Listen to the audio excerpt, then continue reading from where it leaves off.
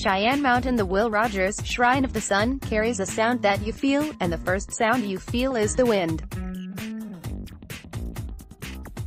whhhhsses down the eastern slope of this scraggly hillside and seems hell-bent on testing the granite mausoleum for signs of weakness after 81 hard years. The wind underestimates the shrine. We all do. Its sound chimes on from 2,101 feet, directly above the Broadmoor, site of this week's 2018 U.S. Senior Open. Manhattan has its taxi horns, Seattle its seagulls, St. Louis its police sirens. Colorado Springs has the shrine in its catalog of 300 songs, from Mozart to Happy Birthday to the Beatles, and its sound beats all. Standing guard on the wraparound observation deck at the shrine, soon after the morning gray had burned off, I heard the wind extend an olive branch to Colorado golf legend Hale Irwin. It was in 2008 that Irwin, a three-time U.S. Open champion and current participant in the Senior Open that begins with practice rounds Monday on the timeless East Course, swore to the heavens the shrine should shut the hell up. The chimes had rung down during his backswing on the first tee box, and Irwin topped his drive. Ol' Hale's reaction: "Quiet, please. Let's just say he wasn't happy about it," said Russ Miller, the resort's gracious director of golf and a major reason the Broadmoor hosts a national championship for the third time in a decade. Hale Irwin lines up his putt on the 18th green on the first day at the 2008 U.S. Senior Open back in 2008. Gazette file photo, Jeremy Bennett: "It's up to the USGA if they want us to turn it off," said George Guerrero, a U.S. Army veteran and a longtime curator of the shrine. "Whatever their wish, we will comply."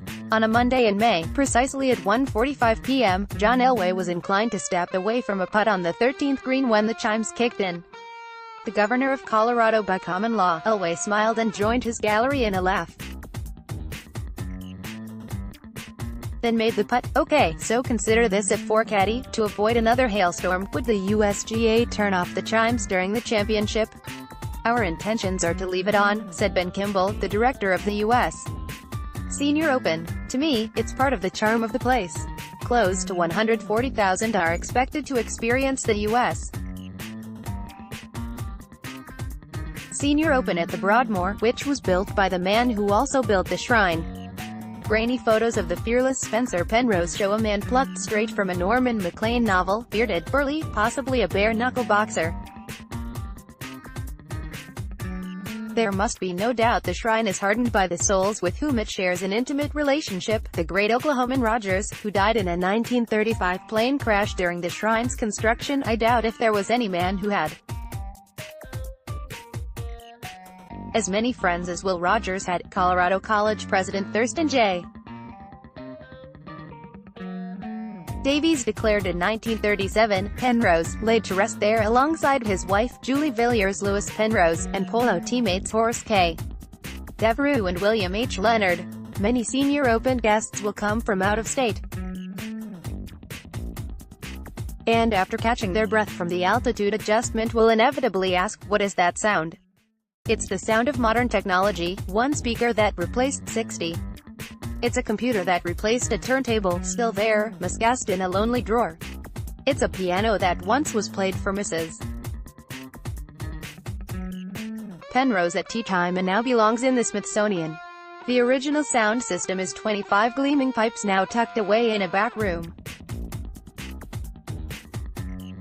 The tower sings at 1/4 past the hour, 4 chimes, 8:30, 3/4 past 12, and on the hour, 16. And for 10 minutes at 3 times on each day, 10 a.m., noon and 5 p.m., the chimes ring down with 3 to 4 music selections. You won't miss the chimes the first time around, you won't notice them the next. It's the sound of U.S. Open champion Tom Watson emphasizing Rule No. 1 of surviving the East Course with pride intact. The main thing to know is the Will Rogers Monument up there, keeping the ball on the other side of the flagstick from the monument. And that's pretty simple logic. Watch the players' eyeballs, they read the mountain to read the greens. It's the sound of history in the Pikes Peak region. And when you traverse the switchbacks that lead a car straight through the Cheyenne Mountain Zoo and up to the shrine, foot traffic is prohibited, though Broadmoor, in Clarity Media Group, which includes the Gazette owner Phil Anschutz, another serial philanthropist, is rumored to have hiked the steep climb. So is the old Cripple Creek Road to the northwest, where gold rushers dreamed big during the late 1800s and early 1900s, the site of the late Broadmoor Ice Palace to the northeast, the Air Force Cadet Chapel, if you squint, straight north.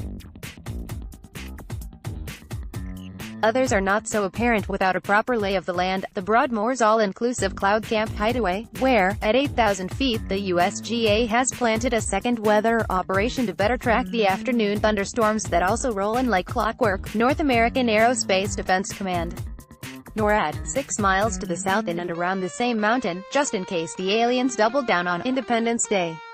The Shrine of the Sun is operated by the L. Poemer Foundation and equal parts historic, prescient, meaningful and distinctly of the American West.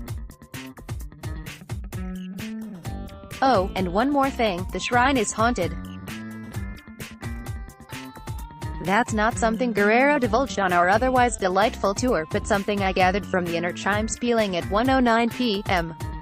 They were 9 minutes late, 6 minutes early or right on time, depending on your stance on Goosebumps. That's not supposed to happen, Guerrero said. I've never seen a ghost wearing a watch. Have you? Absolutely haunted, said Gretchen, the shrine intern for the summer. Ding, dong, let the shrine chime on.